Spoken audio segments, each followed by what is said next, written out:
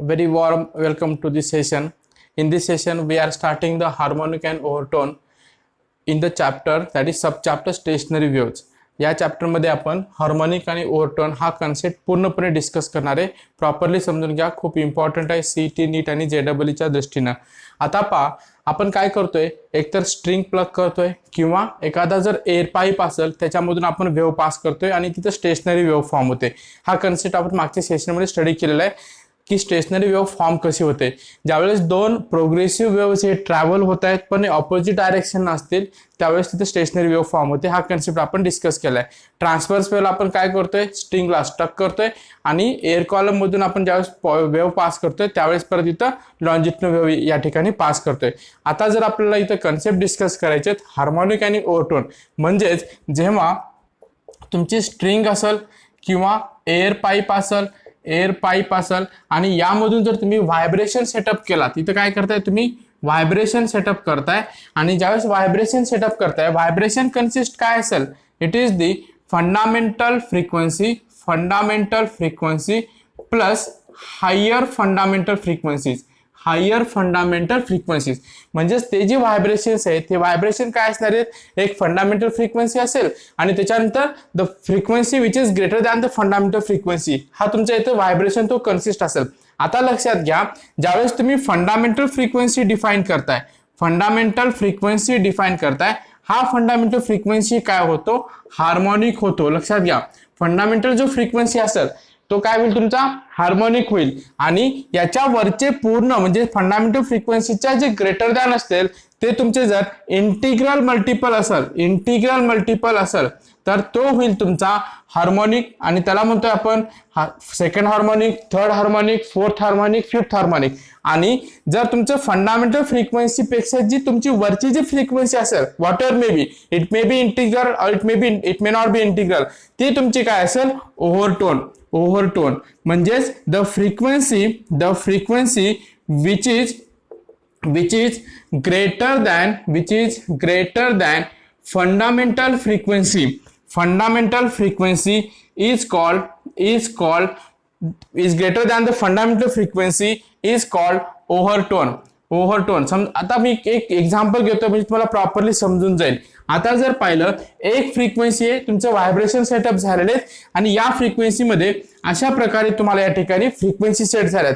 And this frequency set consist of the odd multiple of fundamental frequency. म्हणजे हा n झाला, त्याच्यानंतर हा होईल 3n, त्याच्यानंतर हा होईल 5n, नंतर हा होईल 7n. समजा असा फ्रिक्वेन्सी सेट आहे. या फ्रिक्वेन्सी सेटमध्ये तुम्हाला ही जी n जी असेल, n ही काय तुमची या ठिकाणी फंडामेंटल फ्रिक्वेन्सी झाली. n हे काय झालं, फंडामेंटल फ्रिक्वेन्सी झाली. आणि या फंडामेंटल फ्रिक्वेन्सीला आपण काय म्हणतोय, हार्मोनिक. लक्षात घ्या, फंडामेंटल फ्रिक्वेन्सीला काय म्हणतोय आपण, हार्मोनिक. खूप इम्पॉर्टंट कन्सेप्ट आहे in point of view CET NEET and JW. तुमचे समजा n, 3n, 5n, 7n जर घेतलं तर n जर फंडामेंटल फ्रिक्वेन्सी झाली तर ही n फंडामेंटल फ्रिक्वेन्सी म्हणजेच तुमचा हा झाला हार्मोनिक. आता याच्या वरचे म्हणजेच फंडामेंटल फ्रिक्वेन्सीच्या वरचे हे काय असणार, तुमचे इंटिग्रल मल्टिपल जे असतील तर ते तुमचे हार्मोनिक असतील. आता जर पाहिलं, हा 3n आहे तर 3n काय होईल तुमचा, हा 3n होईल या ठिकाणी थर्ड हार्मोनिक. हा काय होईल, थर्ड हार्मोनिक. 5n हा काय होईल या ठिकाणी, फिफ्थ हार्मोनिक. आणि हा 7n काय होईल, it is the seventh harmonic. Properly समजून घ्या, सेवन्थ हार्मोनिक. आता जर पाहिलं, इथं आपण डेफिनेशन ओव्हरटोनची काय घेतली, जी फ्रिक्वेन्सी फंडामेंटल फ्रिक्वेन्सीच्या ग्रेटर आहे त्याला म्हणतोय आपण ओव्हरटोन. आणि जर पाहिलं, ही n तर झाली तुमची फंडामेंटल फ्रिक्वेन्सी, हा जो 3n आहे हा काय होईल तुमचा फर्स्ट ओव्हरटोन. हा काय होईल तुमचा सेकंड ओव्हरटोन. आणि हा काय होईल तुमचा थर्ड ओव्हरटोन. तर हा कन्सेप्ट आहे तुमचा हार्मोनिक आणि ओव्हरटोनचा. समजलं असेल तर कमेंट बॉक्स मध्ये मेन्शन करा की तुम्ही प्रॉपरली सगळ्या गोष्टी समजून घेतलात हार्मोनिक आणि ओव्हरटोनच्या. आता पहा, मी परत आणखीन एक एक्झाम्पल घेतोय. आता लक्षात घ्या, मी परत आणखीन एक घेतोय म्हणजे n, 2n, 3n, 4n, 5n. आता याच्यामध्ये पहा, हा n काय झाला तुमचा, it is the fundamental frequency आणि हा झाला तुमचा फर्स्ट हार्मोनिक. फर्स्ट हार्मोनिक, हा झाला तुमचा फर्स्ट हार्मोनिक. त्याच्यानंतर ज्यावेळेस तुम्ही 2n जाताय, हा काय होईल तुमचा सेकंड हार्मोनिक. सेकंड हार्मोनिक हा काय होईल थर्ड हार्मोनिक. थर्ड हार्मोनिक हा होईल तुमचा फोर्थ हार्मोनिक. फोर्थ हार्मोनिक आणि हा होईल तुमचा फिफ्थ हार्मोनिक. Fifth harmonic. आता जर पाहिलं, हा तुमची फंडामेंटल फ्रिक्वेन्सी, याच्यावरची जी कोणती पण ग्रेटर दॅन फ्रिक्वेन्सी असेल ती असेल तुमची फर्स्ट ओव्हरटोन. फर्स्ट ओव्हरटोन हा असेल तुमचा सेकंड ओव्हरटोन, हा असेल तुमचा थर्ड ओव्हरटोन आणि हा असेल तुमचा फिफ्थ ओव्हरटोन. समजलं का सर्वांना? समजलं का सर्वांना? फंडामेंटल फ्रिक्वेन्सी जी असेल त्याला म्हणतो आपण हार्मोनिक, आणि त्याच्यावर जे इंटिग्रल मल्टिपल असतील ते तुमचे second harmonic, third harmonic, fourth harmonic असं होत जाईल.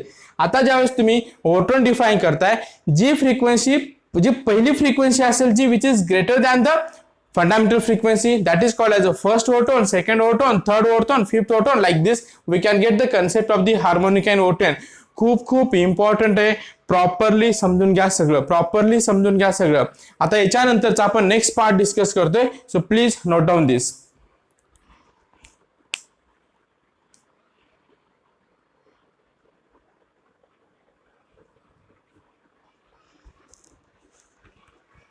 आता आपण ज्यावेळेस व्हायब्रेशन ऑफ स्ट्रिंग हा कॉन्सेप्ट डिस्कस करतोय, लक्षात घ्या व्हायब्रेशन ऑफ स्ट्रिंग मध्ये आपल्याला काय होईल, या ठिकाणी आपल्याला कन्सिडर करायचे काय, एक समजा एल आहे, ही काय लेंथ ऑफ स्ट्रिंग आहे, लेंथ ऑफ स्ट्रिंग आहे, आणि ही मास जी आहे एम जी आहे, it is the linear density. Linear density. समजा तुम्ही जर इथं व्हायब्रेशन क्रिएट केलात तर तुम्हाला L is the length of the string and M is the linear density, then we can get the expression V is equal to, it is square root of T by M. This is the expression for the frequency, that is V, this is the expression for the velocity, it is the square root of T upon M. आता आपण काय करतोय, आपण एक concept discuss करतोय. आता या concept मध्ये पहा, मी काय करतोय, इथं एक रिजिड सपोर्ट घेतोय, इथं रिजिड सपोर्ट घेतोय, या ठिकाणी एक रिजिड सपोर्ट घेतोय, केस 1 मी इथं नाव देतो, इथं केस 1. मी या रिजिड सपोर्ट मध्ये मी काय करतोय, समजा एक तुमची स्ट्रिंग आहे आणि ती स्ट्रिंग मी जर सेंटरला जर प्लग केली तर इथे तुम्हाला व्हायब्रेशन होईल, म्हणजे ती वेव्ह ट्रॅव्हल होईल. आणि because of the rare medium and denser medium concept, what happen, the reflection will happen and the wave will be generated like this and it will form the stationary wave. ही wave काय दिसते, stationery wave दिसते. इथे जर पाहिलं तुम्हाला इथे तुम्हाला नोड येईल, या ठिकाणी नोड येईल म्हणजेच मिनिमम अँप्लिट्यूड येईल, आणि या ठिकाणी तुम्हाला या ठिकाणी काय येईल, अँप्लिट्यूड येईल. आणि या केसमध्ये तुम्हाला जर पाहिलं, हा जो एल आहे, हा एल काय असणार आहे तुमचा लॅम्बडा असणार आहे. एल काय असणार आहे तुमचा लॅम्बडा असणार आहे. आता पहा या केसमध्ये, म्हणजे या केसवर मध्ये आपण काय डिस्कस करतोय, आपल्याला इक्वेशन माहिती आहे V is equal to n into lambda. V is equal to n into lambda म्हणजेच n is equal to V upon lambda.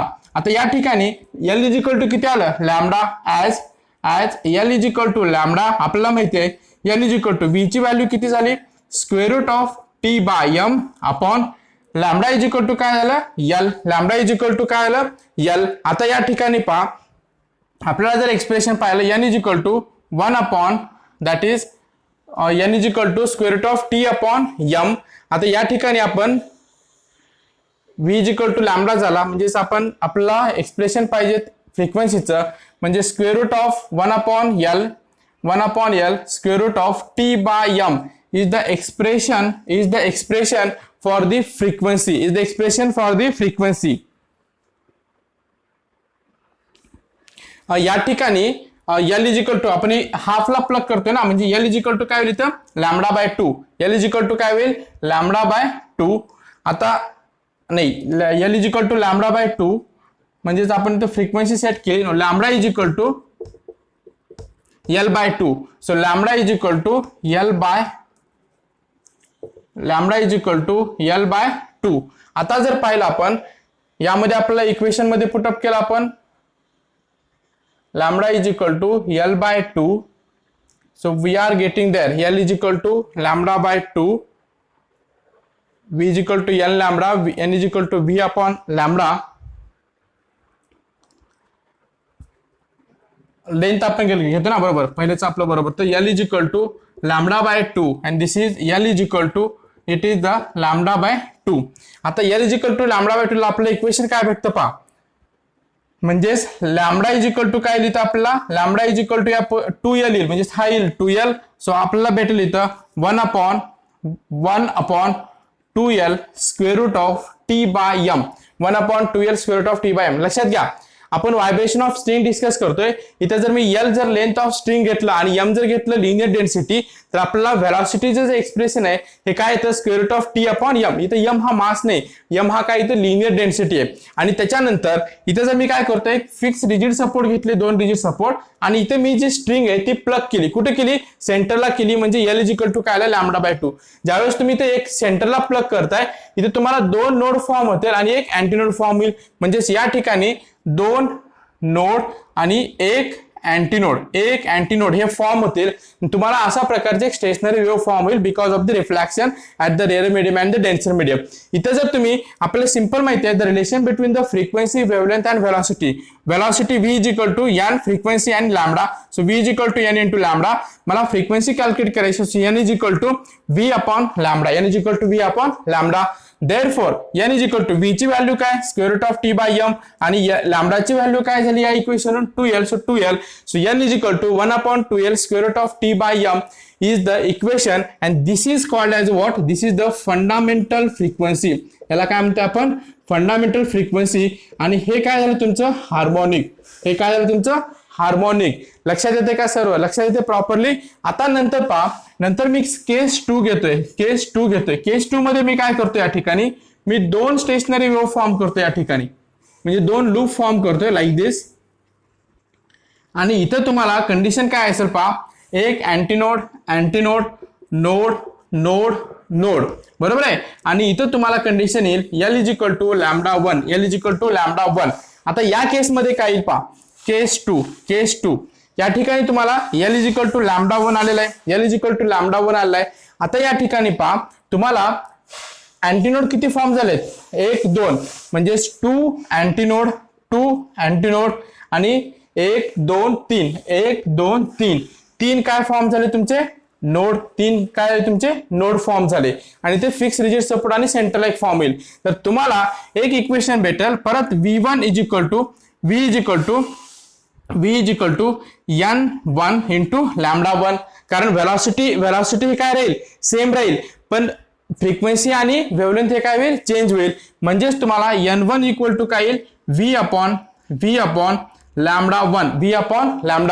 v ची व्हॅल्यू मला माहिती आहे या ठिकाणी, it is square root of T by M, आणि λ1 तुम्हाला किती भेटतोय या ठिकाणी, l भेटतोय. म्हणजेच l मी थोडी ऍडजस्टमेंट करतोय, इथं 2 करतोय आणि इथं मी डिवाइड बाय 2 मल्टिप्लाय बाय 2 करतोय. म्हणजेच तुम्ही जर पाहिलं 2 स्क्वेअर रूट ऑफ 1 हा 2l आणि square root of T by M असं एक एक्सप्रेशन आहे. आता 1/2l square root of T by 1/2l square root of T M म्हणजेच काय n. So n1 equal to, म्हणजेच n1 इक्वल टू हा 2 येईल आणि हा n येईल, n1 इक्वल टू 2n. आणि हे जर पाहिलं आपण हे जर पाहिलं, आता पहा n1 हे काय झाली तुमची फ्रिक्वेन्सी विच इज n पेक्षा ग्रेटर आहे. तर हे झालं तुमचं सेकंड हार्मोनिक. लक्षात घ्या, सेकंड हार्मोनिक. आणि इथं तुमचं जो n1 जो आहे तुमचा हा पहिली फ्रिक्वेन्सी ग्रेटर दॅन आलेला आहे, त्याच्यामुळे हा काय झाला तुमचा फर्स्ट ओव्हरटोन. समजलं का कन्सेप्ट, समजला का प्रॉपरली, लक्षात घ्या, समजला का concept. very important concept for 3 marks. The question may be asked in the board exam, so remember all these things, very important part. Now let us see the third step.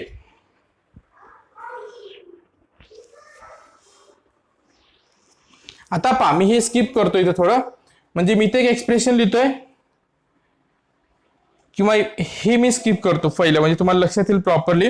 तर आपल्याला पहा n ही fundamental frequency झाली आणि n1 equal to काय आलं 2n, हे आपल्याला या ठिकाणी भेटलेलं आहे, बरोबर आहे. त्याच्यानंतर मी आता केस 3 डिस्कस करतोय, या ठिकाणी केस 3 डिस्कस करतोय.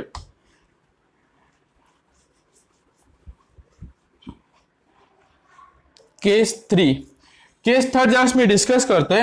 आता आपल्याला पहा इथं 2 आपण लूप फॉर्म केले होते, मी इथं काय करतोय 1 2 आणि हा 3, म्हणजे 3 लूप फॉर्म होईल. 3 लूप फॉर्म झाल्यानंतर तुम्हाला असे इथं एक फिगर इथं आपला रिप्रेझेंट होईल यासारखी. आणि या केसमध्ये आपल्याला L by 3 equal to lambda 2 by 2 हे तुम्हाला इक्वेशन भेटेल. हे 3 लक्षात ठेवा. L by 3 equal to lambda 2 by 2. आणि इथे जर पाहिलं आपण node node node antinode antinode antinode आणि नोड, तर या केस 3 मध्ये आपल्याला नोड किती झाले 1 2 3 4 1 2 3 4 म्हणजे नोड झाले 4 नोड झाले 4 आणि अँटीनोड किती झाले या ठिकाणी अँटीनोड किती झाले अँटीनोड 1 2 3 अँटीनोड झाले 3 आणि इक्वेशन भेटते L by 3 equal to lambda 2 by 2. So lambda 2 equal to 2L by 3 बरोबर आहे. आता जर पाहिलं आपण equation V is equal to N2 lambda 2 आपलं इक्वेशन भेटलं. सो लॅमडा N2 चे आपलं इक्वेशन माहित आहे N2 is equal to V upon lambda 2. आता V चे इक्वेशन काय square root of T upon M आणि लॅमडा 2 काय येईल आपल्याला 2L अपॉन 3. आता जर मी हा 3 वर घेतला म्हणजे 3 square root of T by M 1 upon 2L असं इक्वेशन येईल. 1 upon 2L square root of T by M 1 upon 2L square root of T upon M that will become the N. So N2 equal to 3N N2 equal to 3N आणि हा जो N2 होईल हा काय होईल 3N आहे म्हणजे हा होईल तुमचा थर्ड हार्मोनिक आणि second overtone. Let me know how many of you have understood this concept very clear. तुम्हाला इथं काही करायचं नाही म्हणजे तुम्ही N2 हा काय होईल तुमचा 3N होईल आणि अशा प्रकारे तुम्ही जनरलाइज इथे एक्सप्रेशन फाइंड करू शकता. समजलं.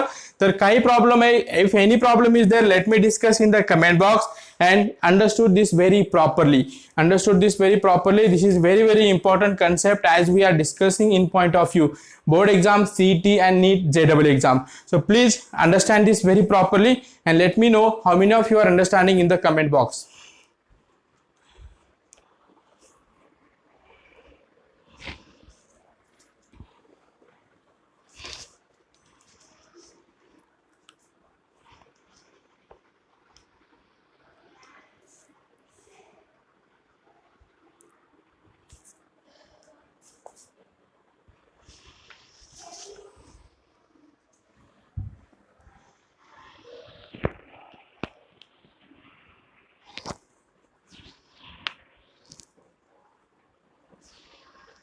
चला आता आपण जनरल जर इथे इक्वेशन जर फाइंड आउट करायचं गेलं आपण तर आपला NP म्हणजेच पाहता या ठिकाणी N हा काय आला तुमचा फंडामेंटल फ्रिक्वेन्सी N1 हा काय आला तुमचा 2N आणि N2 काय आला तुमचा 3N म्हणजे हा झाला तुमचा सेकंड हार्मोनिक थर्ड हार्मोनिक आणि तुमचा हा झाला फर्स्ट ओव्हरटोन आणि हा सेकंड ओव्हरटोन. जर मी जनरलाइज करायचं गेलं तर NP इज इक्वल टू हा 1 असेल तर हा 2 आहे, हा 2 असेल हा 3 आहे म्हणजेच काय होईल P प्लस 1 आणि यांचा फॉर्म्युला आपल्याला माहिती आहे 1 upon 2L square root of T by N. So this is the general formula. So NP is the pith overtone. बरोबर आहे. तर तुम्हाला अशा प्रकारे इथे जनरल फॉर्म्युला फाइंड करता येईल आणि एनी फ्रिक्वेन्सी किंवा कोणता पण ओव्हरटोन तुम्हाला त्या ठिकाणी कॅल्क्युलेट करता येईल. समजलं मी कसं केलं ते म्हणजेच हा 1 असेल तर 2 आहे, 2 असेल तर 3 आहे म्हणजेच तुम्हाला 1च्या जागी इथे 1 ने ऍड करायचे P+1 आणि यांचा फॉर्म्युला काय आपला 1 upon 2L square root of T upon M. This is a simple concept and this is the general formula for the vibration of string for the pith overtone. Getting all of you? So everyone should note down this and then definitely we will go for the some laws which is used for the vibration of the strings. Getting? Yes.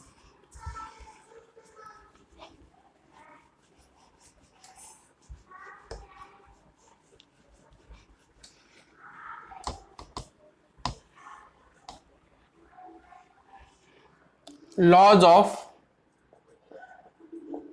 vibration of string.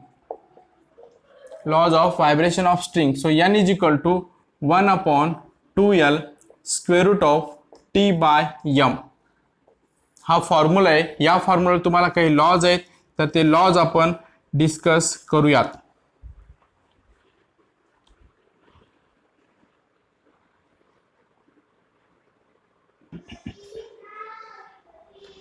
आता लक्षात घ्या आपल्याला formula आहे n is equal to 1/2l square root of t upon m. आपण जर पाहिलं इथे l काय तुमचं, it is a length of string. I will write this length of string. तुमचा t हा काय झाला, हा tension in the string. Tension in the string. So please check whether in the previous expression I have explained this as a time period or the tension. So T is the tension in the string. T is the tension in the string. It is not a time period. T is the tension in the strings. Then M is the linear density. Linear density. Now what is the laws of the length? आता आपल्याला ह्या तीन parameters आहेत L, T आणि M. ह्याच्यानुसार आपल्याला तीन laws आहेत. Laws of length, laws of tension आणि laws of linear density. So laws of length it is denoted by L, it is T and this is the M. आता हा काय सांगतो laws of length?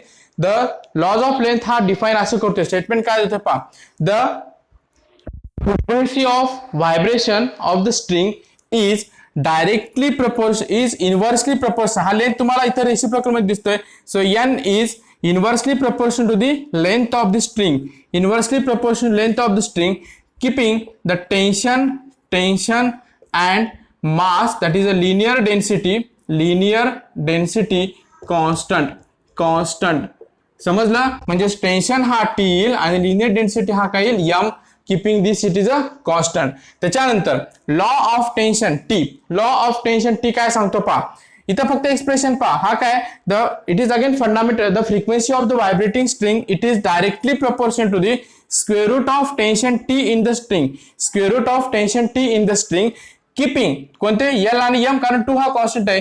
L आणि M keeping length and linear density constant. मी काही तिथं पाठ करत नाही, रट्टा मारत नाही, फक्त या फॉर्म्युला सगळे लॉ मी डिफाइन करतोय. And the third law is the law of linear density M. It is what, it is the frequency of the vibrating string, it is inversely proportional to the linear mass density, inversely proportional to the linear mass density, keeping length and tension of string is constant. म्हणजे या ठिकाणी तुम्ही length आणि तुमचं जे length आणि linear density म्हणजेच काय तुमचं या ठिकाणी M हे कॉन्स्टंट येतील. इथे येईल टेन्शन आणि मास आणि इथे येईल लेंथ आणि, म्हणजेच एका सोबत रिलेशन तुम्हाला इन्व्हर्सली किंवा डायरेक्टली एक्सप्लेन करायचे आणि बाकीचे जे दोन आहेत ते तुम्हाला त्या ठिकाणी कॉन्स्टंट करायचे. That is the laws of the vibration of the string and there are the 3 different laws for the length, laws for the tension and laws of the linear density. आणि तुम्हाला या फॉर्म्युला सगळे lodge त्या ठिकाणी define करायचे. Getting all of you. तर हे व्यवस्थित समजून घ्या. हार्मोनिक ओव्हरटोनचा कन्सेप्ट खूप इम्पॉर्टंट कन्सेप्ट आहे आणि खूप इम्पॉर्टंट आहे. सीईटी, नीट, जेडब्ल्यू आणि 3 मार्काला तुम्हाला बोर्डच्या एक्झामला पण इम्पॉर्टंट आहे. प्रॉपरली समजून घ्या आणि रायटिंग करा in your own words, no problem. पण तुम्ही समजून घेणे गरजेचं आहे. माइंडमध्ये पूर्ण सेट करून घ्या. हार्मोनिक म्हणजे काय, फंडामेंटल फ्रिक्वेन्सी, ओव्हरटोन म्हणजे काय, त्याच्यापेक्षा जे ग्रेटर फ्रिक्वेन्सी असते त्याला ओव्हरटोन म्हणतो आपण. इंटिग्रल मल्टिपल काय असतं, त्या integral multiple second harmonic, third harmonic, fourth harmonic असं आपण एक्सप्लेन करतो. दॅट इज हार्मोनिक आणि ओव्हरटोन. आणि त्याच्यानंतर लॉज ऑफ द व्हायब्रेशन. इथं तुम्हाला कन्सेप्ट जर पाहिलं, L is equal to λ/2, L is equal to λ1 आणि तुमचा L is equal to L/3 is equal to λ2/3. हे तुम्हाला डिफाइन करून इथं एक लूप असेल, दुसरा 2 लूप असतील आणि तिसरा या ठिकाणी 3 लूप असतील. या ठिकाणी 3 लूप असतील. अँटीनोड किती, नोड किती हे डिफाइन करायचे. हे 3 इक्वेशन आणि simple N is equal to 1/2L square root of T upon M हे इक्वेशन करून तुम्हाला N1 is equal to 2N, N2 is equal to 3N असं generalize formula NP is equal to P+1 upon 1/2L square root of T upon M हा एक general formula या ठिकाणी येतोय. तर विद्यार्थी मित्रांनो प्रॉपरली सगळं समजलं असेल मी अशी अपेक्षा करतोय आणि अभ्यासाला लागा. आता तुम्हाला ऑलरेडी सगळा शेड्यूल तुम्हाला या ठिकाणी दिलेला आहे. पॅटर्न आलेला आहे, क्वेश्चन पेपरचं सिलेबस आलेला आहे, सगळं आलेलं आहे. सप्टेंबर महिना आहे. So now start your study and be very serious about your study. Definitely you have to achieve your goal. Your state board, should be there 85 to 90 and you should crack your NEET JEE CET as you are looking for your dream in the life. Getting तर जागे व्हा लवकर आणि अभ्यासाला लागा. याच्या पुढे तुम्हाला आता खूप कष्ट करावं लागणार आहे. So thank you for watching this session. Now I will conclude the session and in next session we will continue the next part of this stationary. So thank you all of you. Thank you.